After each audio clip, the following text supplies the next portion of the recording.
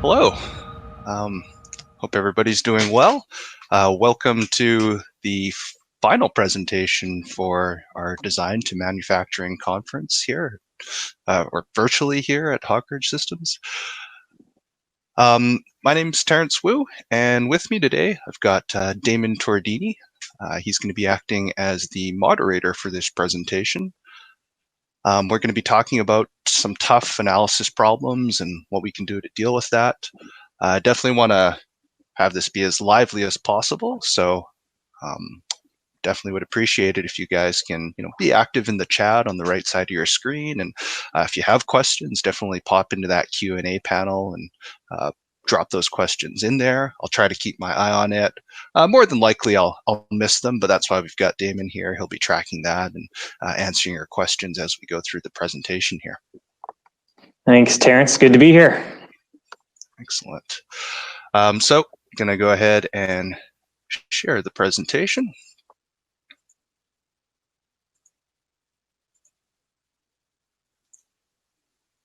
And like I said, we're going to be talking about solving the toughest analysis problems.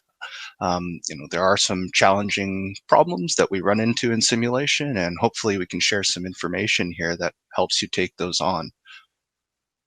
I'm going to turn off my camera here so you guys can focus on the presentation, and let's get into it.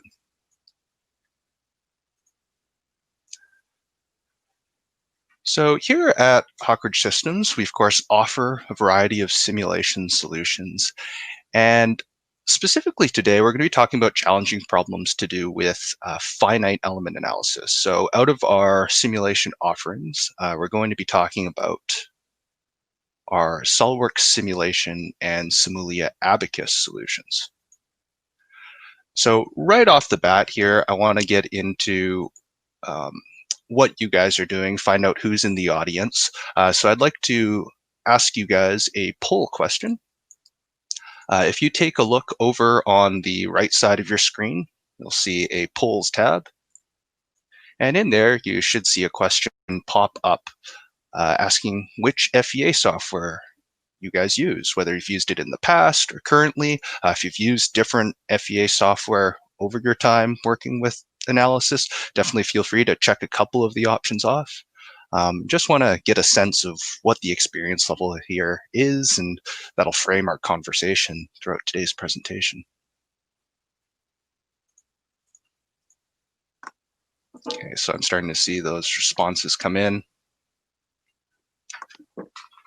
Yep. Perfect.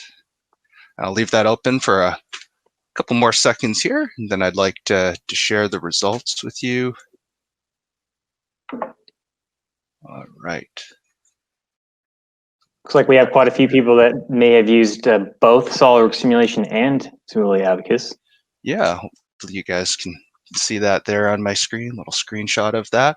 But it looks like about half the audience has used SOLIDWORKS simulation, some SIMULIA Abaqus, some other FEA tools.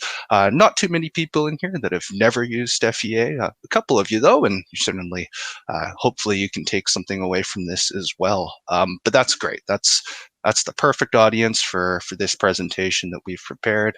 So I think this should work out really nicely. So let's, for the audience, most of you, or half of you, are using SOLIDWORKS simulation.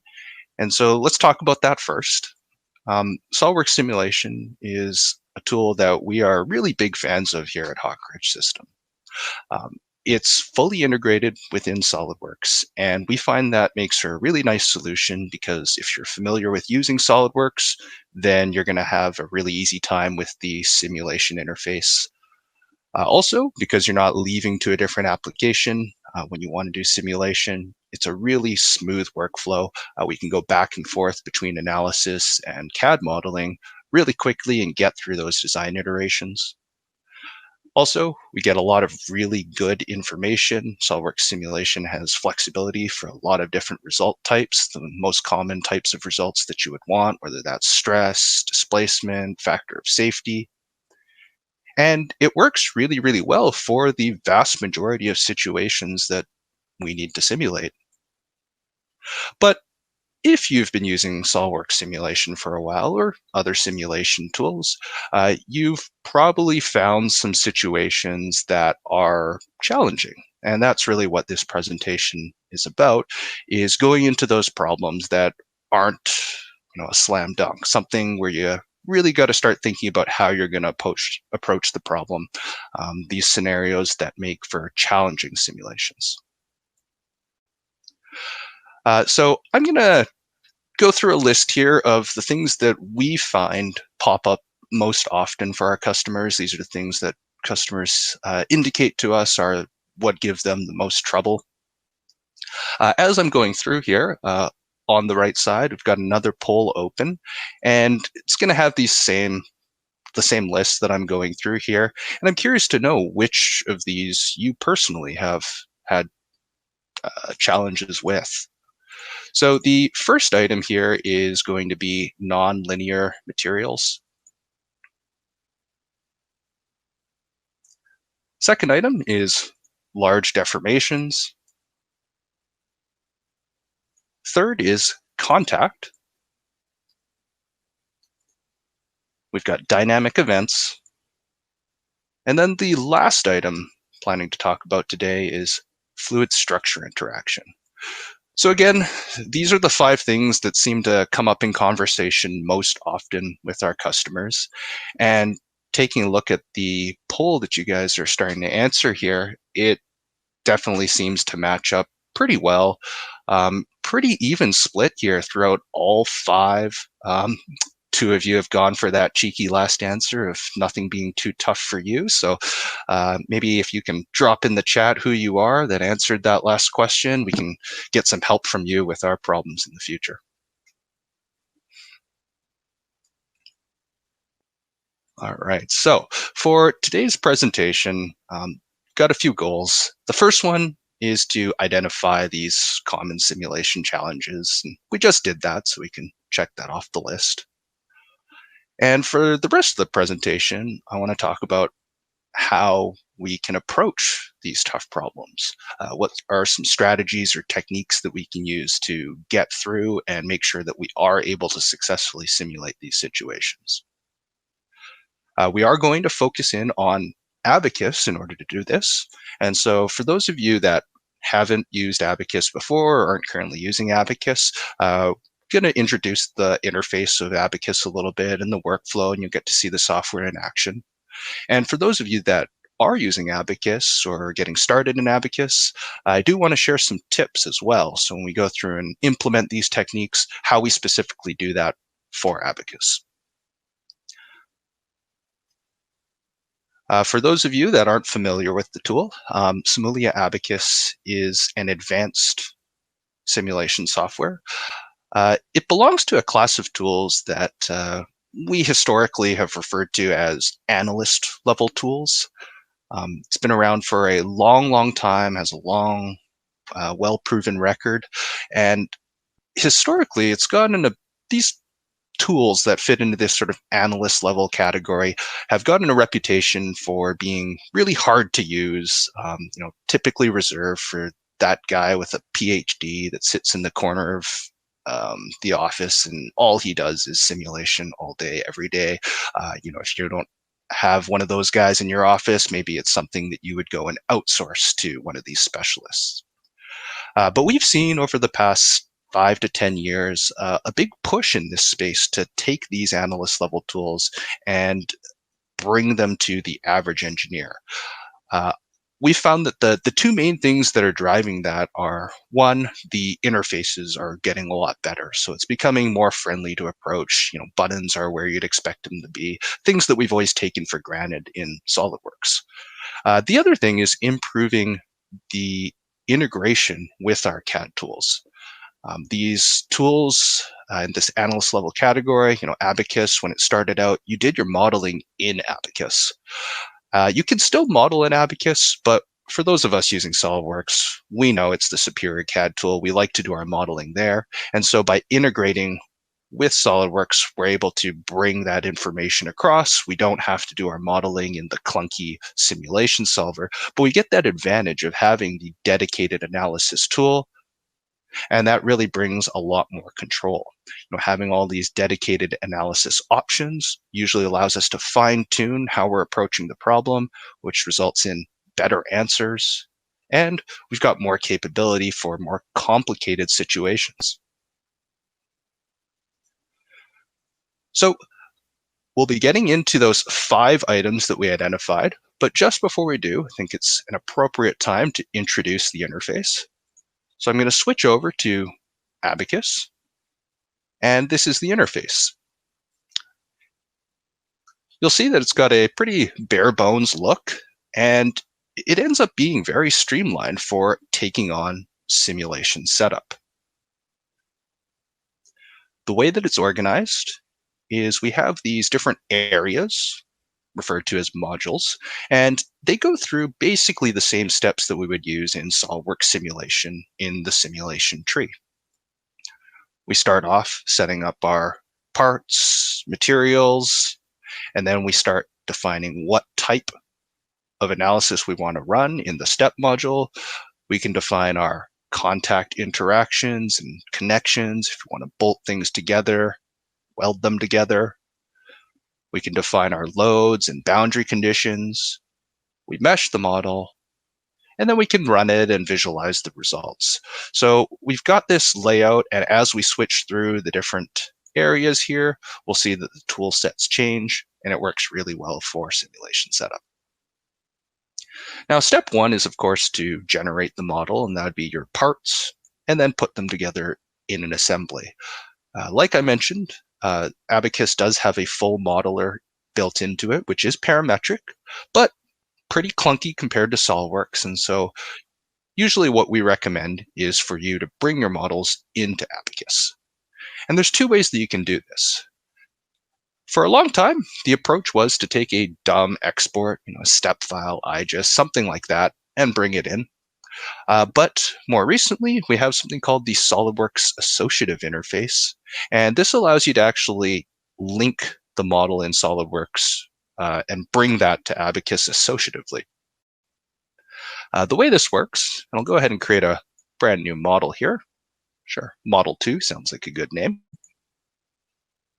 And rather than creating the model from scratch here, we simply go over to SOLIDWORKS.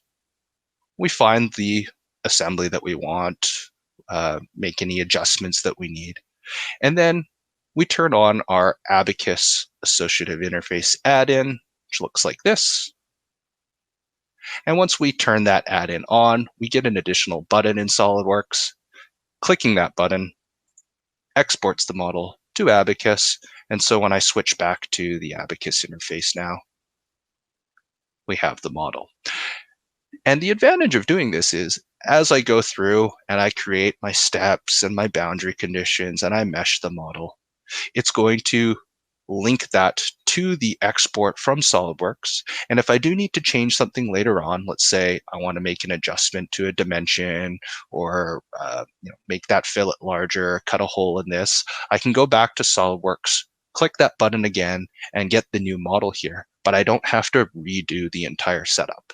So it's definitely more efficient. You get that streamlined back and forth between CAD and simulation setup that you do with SOLIDWORKS simulation, even though you're in a different user interface. So the first challenge that we identified is nonlinear materials. And when we're talking about nonlinear materials, we're usually thinking of things like plasticity, so taking something and pushing it past its yield strength. Sometimes we're thinking of hyperelastic rubbers, superelastic materials like nitinol, or maybe even something else a little more unique, foams, fabrics, composites, soils. And if we push things far enough, sometimes we even get to the state where we start looking at damage and failure, whether we want to see something fracture, if we want to see a crack propagate, or maybe it's even a glue layer that we want to see come apart using cohesive elements. And in order to represent this nonlinear material behavior, we simply need to choose the right way to represent the material. In SolidWorks, we know that we've got some different options for how we can define our materials. We'll go in and we'll say, hey, we have a nonlinear plasticity von Mises model, or we have a hyperelastic model, and you sort of choose the type of material that you want to define. In Abaqus, the approach is a little bit different. When we go to define our materials in Abaqus, rather than telling it what type of material we want, we build up the material using what we call material behaviors. So we can come in here and define things like a density for our material, or maybe some elasticity, or maybe we want to start to add in plasticity or damage. And so we can combine these different behaviors in different ways. And so we're not limited to picking from a list of 5 to 10 different material types. We can build up custom materials in all sorts of different combinations of these behaviors. Now, a tip for those of you that are getting started into Abaqus, when you do come in here and start to define your plasticity, this is always done in true stress strain in Abaqus. So you'll just have to make sure that if you have engineering stress strain data, that you go ahead and convert that to true stress strain. Also, as we start to get into things like hyperelasticity, when we want to go and define that, there's two ways. You can come in here and you can put in your material coefficients for whatever type of material fit that you want, or you can actually import your test data and do a curve fit. So there is a calibration test data tool in here, and that's typically the approach that we see get used. Now, I've got a few different models that I'm going to be popping around through today. We'll see here, this one involves taking this block and crushing a column, and so there's some damage modeled into that. As well as in this one here, we've got some damage and some different materials. Let's actually take a look at those. So we've got this foam here in this bumper, so there is some energy absorbing foam. We can see we represented that as a crushable foam behavior. We've got a steel in here and a plastic as well, and both of those are going to have their regular elastic Young's modulus, as well as a full stress strain curve. And again, this is done in true stress strain values. And we can take it a little bit further. We're going to have a model here, and this one's actually going to be a composite plate that's made up of 8 plies.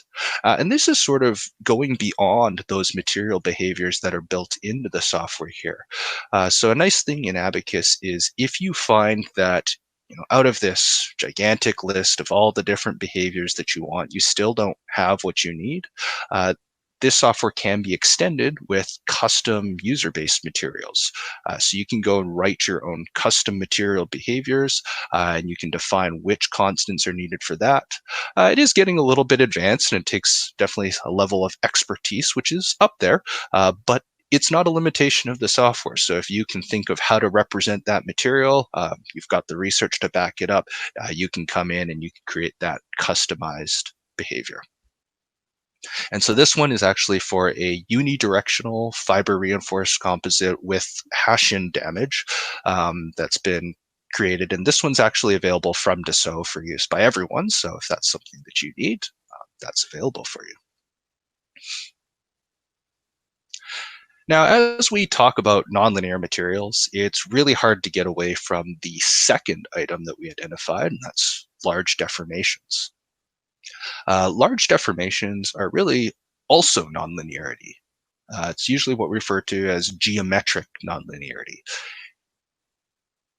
When things are exhibiting nonlinear behavior, it's usually because there's a large deformation. And what really separates a large deformation from a small deformation is whether you're changing the stiffness of the geometry. So if you're changing the shape so much that the geometric stiffness changes, then we definitely need to be taking into account that geometric nonlinear behavior. Sometimes this shows up as just a simple shape change, but other times there's also a large rotation that can cause this change in stiffness or a change in the direction of the load.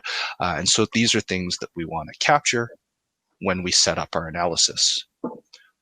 Just like how we need to choose the right type of material representation for material nonlinearity, we need to choose the right approach for geometric nonlinearity, and that's to choose the right solver.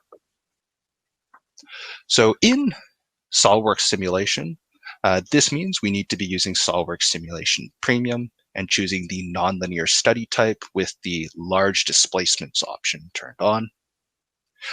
In Abaqus, when we go to set up our steps, we define this by turning on the nonlinear geometry flag. Now, I should briefly cover what steps are. In Abaqus, we create our analyses by defining steps. These steps can be anything from a general static step to things like coupled thermoelectric steps or a dynamic step. We're telling the analysis what type of operation we're going to do to the model. If I go and create this static general step, we can see here this NL-geom option, and this is really the key. Turning this on tells the solver that we want to take into account the geometric nonlinearity of the problem. And so that's really it. We just need to switch this from off to on, and now we're going to take into account that geometric nonlinearity. It's all about picking the right solver option for that second challenge. Now, those of you watching that have done some large deformation analysis are probably thinking, yeah, that's not quite the whole story. It's tough for other reasons. And you're absolutely right. There is the question of how well the solver is going to be able to deal with these large deformations.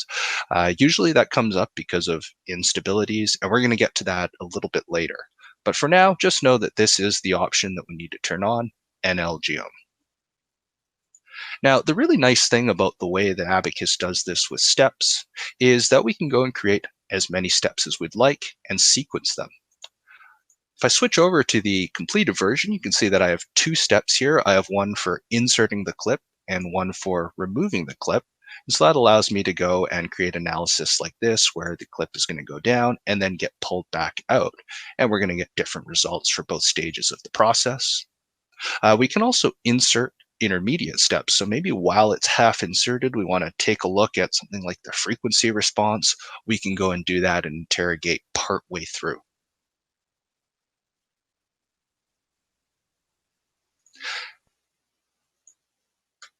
The third type of scenario that we identified that's challenging is contact. So contact nonlinearity really refers to that no penetration contact, or that's what we call it in SOLIDWORKS simulation. All right, so when we hear in the finite element analysis world somebody talking about contact, usually they mean no penetration contact. All right, that sliding contact where maybe you've got some friction between two materials, they're pushing against each other, but they can separate as well. So if you pull on one, it's acting like two separate bodies. In SOLIDWORKS simulation, we of course also have bonded or allow penetration contact. That's not what we're talking about here. The nice thing is that SOLIDWORKS simulation allows you to represent contact nonlinearity even at the basic static analysis level. So in an otherwise linear analysis, you are able to capture some nonlinearity. The challenge comes when the contact is really changing, or we're trying to capture a nonlinear behavior, but with a linear solver. And so when you are finding that contact changes during the course of the analysis, that's when we really need to switch to a nonlinear solver and something that can handle that type of complicated contact situation. Also, those of you that have used SOLIDWORKS simulation for a while know that for contact, you normally need to define what's going to make contact with what. You need to go and choose the faces on both objects. And that works well for some problems, but for other problems, it can be really, really hard to know what the contact pairs are, what's going to bump into what. If we look at this Lego block example and these Jenga blocks, I think the Jenga block one has something like 600 contact pairs of what's going to bump into each other. And so it would be a real pain if you could even go and define that ahead of time. In Abacus, we have something called general contact, and this was developed about 15 to 20 years ago. And it was developed really for crash test analysis. So things where it's hard to know what's going to bump into what. If you think of like a car crash, we've got that bumper that we're going to push in on. Maybe a clip's going to break, something else is going to deform. We don't know what might bump into what. And so this general contact gives us an easy way to say, hey, take into account all contact, make sure that things behave like real objects and they will bump into each other. And we don't have to go through and manually pick all those individual surfaces. So as I come back to our setup here, if we do want to set up general contact, that brings us from our step module into our interaction module. And we can come in here and it's a two-step process. The first step is to create what we call an interaction property. And this is going to allow us to represent contact behavior. So just like material behavior, we can define the behavior for our contact. So that could be something like the friction behavior tangentially to the surface. Maybe I want 0.2 coefficient of friction. Or it could be something more complicated. Maybe it's cohesive behavior. You've got something that's going to bump into something else, and they're both coated in glue. So as soon as they touch each other, they want to stick to each other. We can go and represent that. The second step in the process is to go and apply that. So we can take our interaction property and we can go and specify that as general contact. You'll see that by default, that means everything, all, and self-contact as well.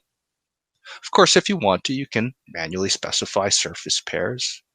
And even when you're using the all option, we can come in here and we can create individual property assignments. So if maybe all the surfaces have one type of contact except for one area, then you want to go in and define that, you can specify that locally here.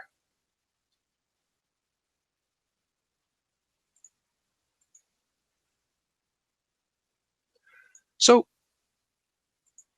out of our list of 5 items, we've gone through 3 of them: material nonlinearity, geometric nonlinearity, and contact nonlinearity. And really, these all add up to just nonlinearity. And so it seems that nonlinear problems are hard to solve. So far, the solution to dealing with these tough nonlinear problems, as I presented it, is really just to pick the right options. But like I mentioned, those of you that have tried this and spent some time working with nonlinear problems, I've left out a little bit of detail here. Nonlinear problems are hard, even if you pick the right options.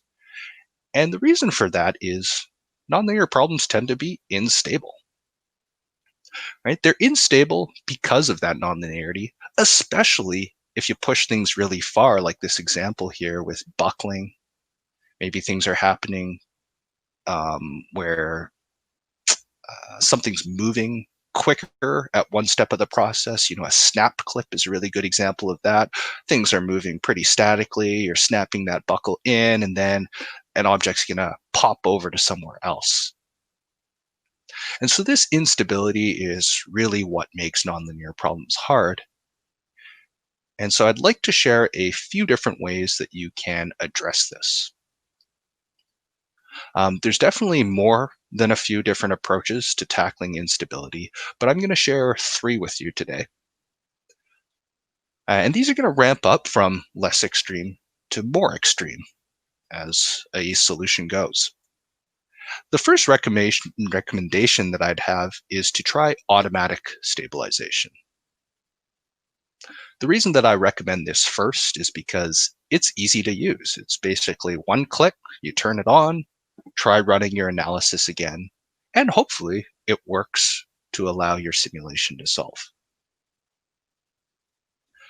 If automatic stabilization isn't enough, then the second step that I would recommend you go to is a quasi-static approach. And quasi-static is this really funny term that gets thrown around in finite element analysis. It really just means that we're going to take a dynamic approach to solving a problem that is basically static. The dynamic approach allows us to build in some of the inertia from the model, and that inertia is often enough to stabilize the problem.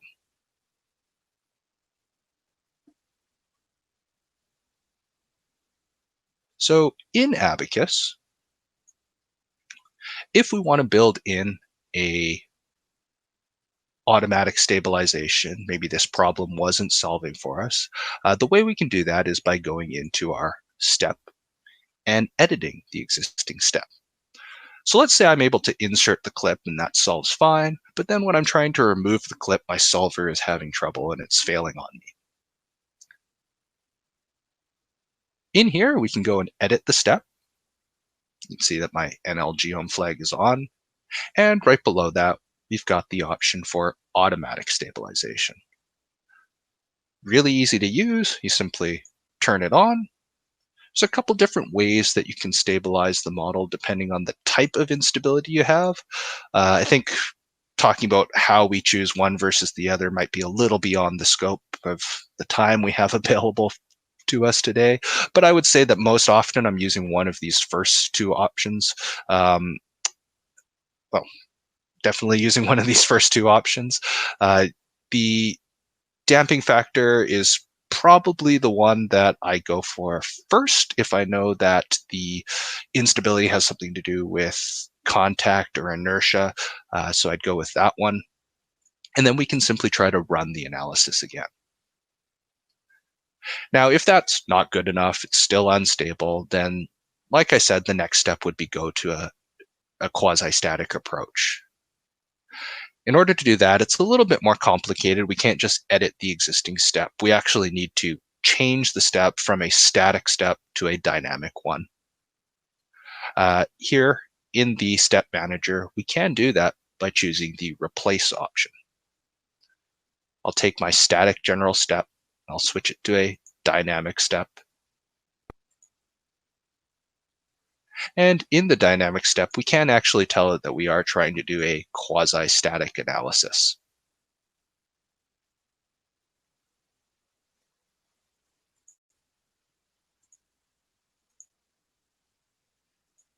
Now, if that's still not enough, there is another level that I'd recommend going to.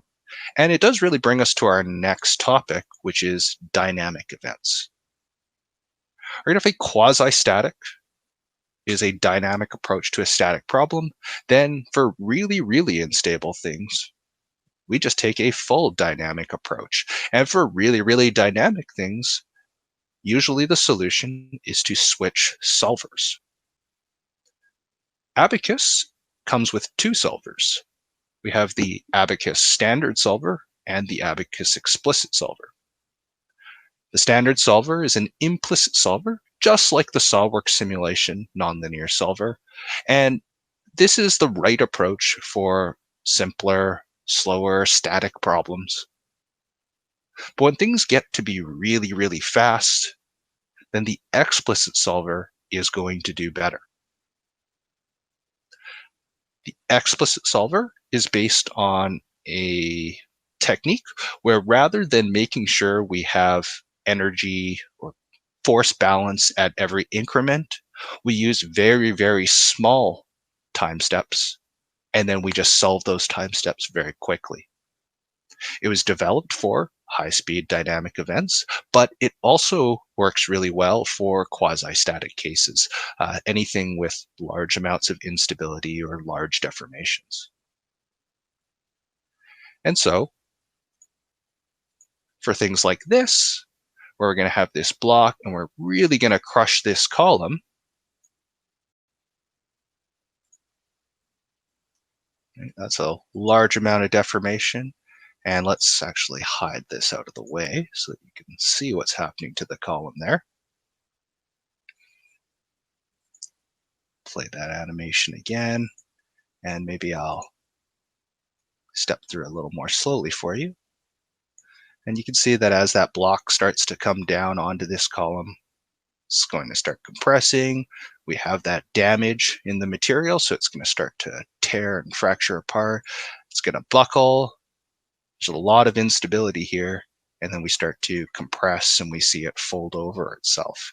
And this extreme amount of deformation, this extreme instability, we're able to deal with this because we've defined this as an explicit dynamic analysis. All right, and you can see when we're solving explicit, we're typically talking about less than a second, milliseconds of analysis time. Right, so things that happen very quickly, or things where the inertia is not particularly significant if it's going to be quasi-static. Same type of approach is used here. We have this bumper. We're going to go and crash this into a wall. We want to see that crushable foam. We want to see how the shock waves propagate through. If we take a look at that here, again, I'll go ahead and step through time. This block represents the car interface, and as that pushes on the bumper, we can see the material deform. Go ahead and hide that block to get it out of the way. We can see those waves ripple through that outer plastic shell.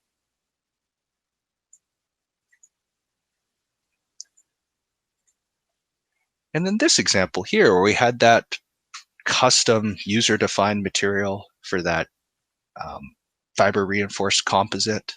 We've got the 8 different plies pointing in different directions from 0 to 45 to 90. We've got that laid up here in 8 layers. And then we've got this steel ball making impact with the plate. We've got that damage model, so as that pushes through, we'll actually start to see some of these elements delete themselves or move themselves from the model, and that ball is going to blow through the plate. And as it does, we can actually see, if you're taking a look at these colors here, those shock waves, again, rippling through the plate. Okay, so these are using that explicit solver, which works really, really well for these types of situations where a lot is going on. So that's 4 out of our 5 items. On to number 5, which was fluid structure interaction. Fluid structure interaction belongs to a broader category of problems called multiphysics problems. And multiphysics just refers to when we have multiple types of behaviors, multiple types of studies that we would run, and we want to do them together. This could be a thermal structural, it could be thermal electric. You can combine more than 2. You can have thermal electrical structural. Fluid structure does seem to be the one that comes up most often. And there's some different levels of fluid structure interaction that we can take a look at. The first would be an uncoupled fluid structure interaction. This would be something like wind loading on a structure or building, where the structure isn't expected to deform very much. Right? We can go and run the computational fluid dynamics analysis, right? See how that wind pushes against the building. And we could take that pressure mapping and use that as the input for our FEA structural analysis. Because we're not expecting the building to deform very much or change shape, we don't expect the results of the FEA are going to change what the CFD analysis looks like. And so we can do this uncoupled, do one analysis and then the other. However, sometimes we expect the behavior of the fluid to change based on how the structure reacts. Maybe you're looking at a sail on a sailboat, right? As that sail deforms, the way it's going to be shaped in the fluid analysis, the way it's going to catch that wind is going to be different. And so we need to see how the 2 items interact, the fluid behavior and the structural behavior. Now, to start coupling this together, we have some different ways that we can do that. In Abaqus, the simplest approach would be to use a fluid cavity. This is a great approach if things are relatively slow or static. If we don't have any waves or sloshing in the fluid, we simply have an area or a volume that's filled with fluid, then this is going to work really well. We can define a cavity as either filled with liquid or gas. If we're using liquid, typically that's represented as incompressible, and if we're using a gas, we use the ideal gas law, and then we're able to represent how that's going to behave. So I have an example here where I've got this membrane, and we're going to inflate it with air. You can see that it's tied down in a couple locations, and then after it's inflated, this indenter is going to push down into it. If we look at how that's set up, what we have here is a fluid cavity property that we've defined, and we can see that for this one, it's defined as a pneumatic cavity rather than hydraulic. So as we see this thing start to inflate, you're going to see that blow up. At some point, it's going to, be compressed by those two ties. And then as the indenter comes down, we'll actually see that air push through the cavity, and it's going to increase the internal pressure on the rest of the model. Take another view here and look at it from the side. Be really clear what's going on. So it inflates, and then that indenter comes down, and we can actually see the two ends lift up a little bit as they get that air pressure pushed through them. All right, and this works well because everything here is happening relatively statically, relatively slowly. Now, if things aren't happening relatively slowly, we do have sloshing, we do have something dynamic going on, then we need to step up from a fluid cavity approach to another method. And the two methods that usually get used are the CEL, or coupled Eulerian Lagrangian, or SPH, smooth particle hydrodynamics. So I've got another example here. In this one, we've got a bottle filled with water. We're going to drop it. And the behavior of the bottle when you drop it empty versus when you drop it full of water is, of course, going to be different. That water is going to have an influence on how the structure reacts. It's going to add weight, and it's also going to add something that's sloshing around inside.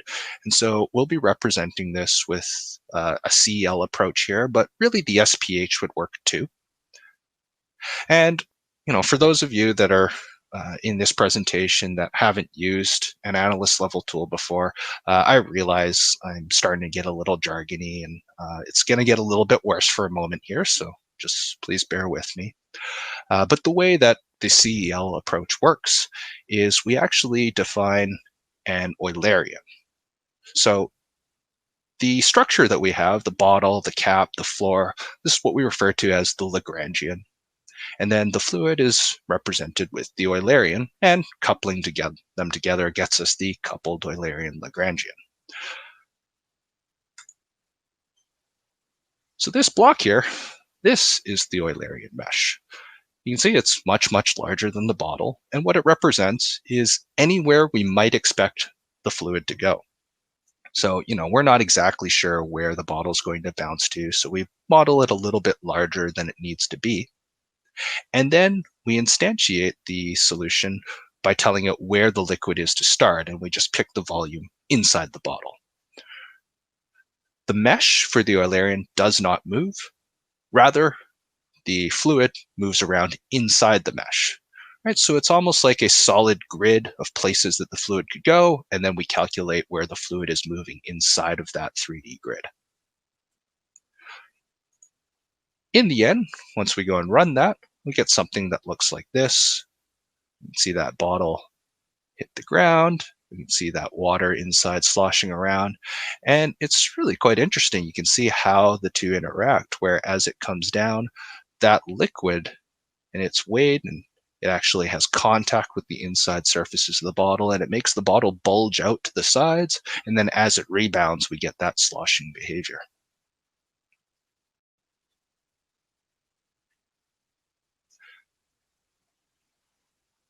Now, there certainly are cases where even CEL and SPH aren't enough. And so if you need true CFD representation, then we can step outside of Abaqus. Uh, these analyst level tools represent multiphysics by doing what we call co-simulation. So we could take a CFD code. SIMULIA, the brand that has Abaqus, also offers a tool called Xflow, and we can combine Xflow with Abaqus, run the two simulations simultaneously, have the softwares talk to each other, and we've got a co-simulation analysis. That's really taking it to the next level. Now, I've talked about 5 different types of tough things to represent in simulation. We've talked about how to deal with them. And when you put these techniques together, it's not too hard to solve what we would normally consider really tough problems. Everything that you see on this screen is just using the approaches we've discussed today. We've got a couple examples like that washing machine drum and that tire going through water that are using CEL. We've got this blow molding example with extreme deformation using fluid cavity. We've got that column buckling and that spot weld is failing. That's going to be using a damage model on that spot weld connector. And then we've got that B-pillar crush with damage, and we can see how well that matches up to the real life test. Hey, Terrence, we had a comment about some users who had done manufacturing analysis in the past or were responsible for that. It looks like you got a blow molding example there in that, what is that, second from the right? Is that correct? That's correct. Absolutely. So that's using one of those fluid structure interaction techniques that you just mentioned, correct? Correct, exactly. So, taking that fluid structure interaction, and I believe that one uses an explicit solver as well. We combine those together and we can get, those extreme deformations that we see in blow molding application. And if you were worried about things like quality assurance, maybe some of the types of tests you'd want to do is to, see if that bottle inflates properly under, slightly different conditions, right? Like slightly less air pressure or maybe a misalignment. Exactly. Or, maybe it just gets cold in the factory one day and you want to see if, thickness is uniform throughout the bottle, things like that. Now, we've talked a lot about FEA and a little bit about CFD, but there's certainly, a wide range of problems that can be challenging. So we haven't talked about all tough simulation problems, but these are the common ones that come up. We've talked about SOLIDWORKS simulation and SIMULIA Abaqus. And for those of you that aren't familiar with the ecosystem here, Dassault Systèmes, who owns SOLIDWORKS, also owns SIMULIA Abaqus. SIMULIA is the brand that they use for all of their high-end analysis tools. And within that portfolio, they have a few other tools that I think are worth mentioning here. If you're a part of the general session this morning, SIMULIA Works was mentioned. And really, this is Abaqus, but on the 3D Experience platform. So if you are interested in the 3D Experience platform for the collaboration capabilities and those other tools that are on there, then this could make sense for you rather than the traditional desktop application that we've looked at today. If you're looking at challenging CFD problems, SIMULIA Xflow is a different approach than something like SOLIDWORKS flow simulation, and it aims at a different set of problems. Rather than using the Navier-Stokes equations, we're taking a lattice-Boltzmann approach here in Xflow, and that's going to work really well if you've got really dynamic events, things with a lot of turbulence or moving geometry.